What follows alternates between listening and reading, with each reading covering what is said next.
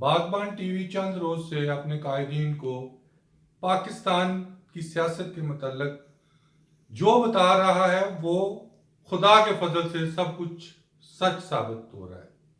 अल्हम्दुलिल्लाह अफगानी निकले। इसके बाद मौलाना फजलुर रहमान के मुताबिक उनके 7 निकाती एजेंडा हुकूमत से तय पा गया है। ये 7 निकाती एजेंडा क्या है? क्या वो कराची से पेशावर मोड़ पहुंचेंगे? नंबर 1, मेरे जराए कहते हैं कि वो नहीं पहुंचेंगे। ये धरना और मार्च रास्ते में ही रह जाएगा। दूसरी तरफ पीपल्स पार्टी और नून लीग ने कुछ इन्वेस्ट किए बगैर सब कुछ हासिल कर लिया। नवाज शरीफ साहब चंद रोज के बाद लंदन चले जाएंगे। साबिक सदर आसिफ अली जरदारी भी अपनी बहन के साथ दुबई एमिरेट्स की फ्लाइट पर जा चुके होंगे, लेकिन आसिफ जरदारी ने किसी अदालत से ना तो बेल ली ना ही रिक्वेस्ट की कि मुझे जमानत पर रहा किया जाए। तीसरी तरफ पाक फौज में आने वाले चंद दिनों में भी 3 अहम तबादले होंगे। कोर कमांडर कराची की जगह पर नए कोर कमांडर को तैनात किया जाएगा। इसी तरह चीफ ऑफ जनरल स्टाफ को भी तब्दील किया जा सकता है।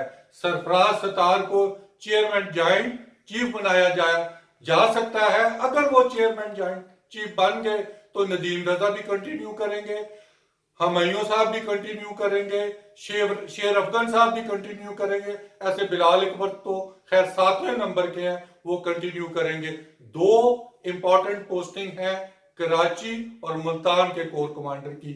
सरफराज सत्तार ऐसी शख्सियत है कि वो DA India, director general military intelligence, इसके अलावा वो जीओसी सियालकोट डिवीजन और मुल्तान के कोर कमांडर रह चुके हैं और गुज़श्ता 2 साल से वो एसपीडी के सरबराह हैं।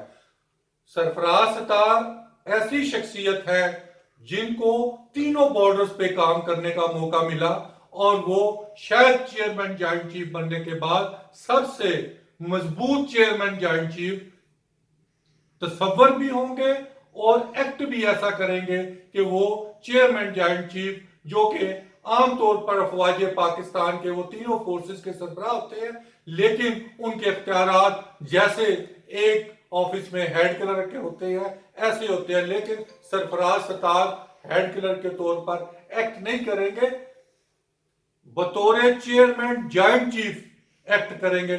इसी तरह आसिफ गफूर साहब ने गुज़श्ता रोज एक बयान कहा है कि भारत की फौज गुंडा फौज है।